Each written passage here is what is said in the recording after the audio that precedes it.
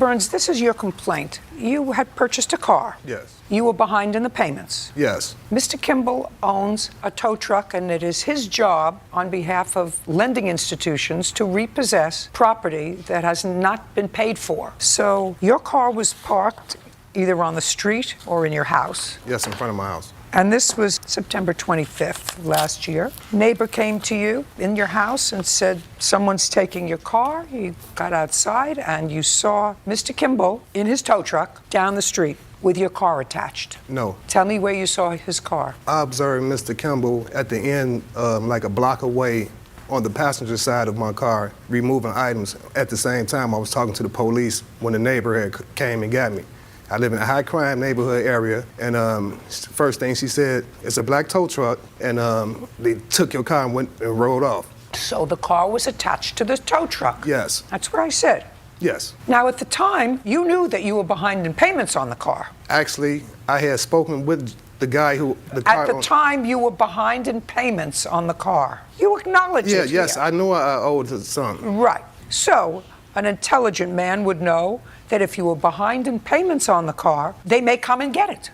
Not definitely, but they may come and get it. Well, that was what he was hired for. Who hired you to do this job? Northwest Repossession. Do you know who hired Northwest Repossession? The company would be Quality Auto Sales. Did you buy your car at Quality Auto Sales? Yes. Well, they're the people that hired his company to get their property back. So tell me what you did. Okay, when I observed Mr. Kimball at the end of the block removing items, I caught him on the passenger side of my car. At the same time, I was talking to 911 because I figured my car was being stolen. I had spoke to the person who I previously bought the car from, and everything was fine. I don't believe that, and you don't have that person here. Okay. Okay, because the person that you bought the car from hired his company to repossess your car. Okay, at the same time. Okay. So now, No. just tell me what you did. Okay, I talked to the police. I asked him who was he. He never identified who he was. Just a second. I want to know what you did. You ran to the end of the block where he was. No, we drove to the end of the block, and I observed him. Who drove? My wife did. So your wife drove in her car? Yes. To the end of the block, and then what did you do? I was on the phone with 911, and I told them that I see the guy right there. Just a second. I didn't ask you what you told anybody. Okay, I didn't do anything. Did I approached him and asked him who was he. Just a second. So you approached him? Yes. Where was he when you approached him? The passenger side of the car. And what did he say to you? He didn't say anything. He just got up and ran around to the driver's side of the tow truck. And by me living in a high crime neighborhood area, if he would have told me who he was, the situation would have been ended. He didn't identify himself or who he was or who had sent him. It's normally known in my neighborhood. I just live in Chicago.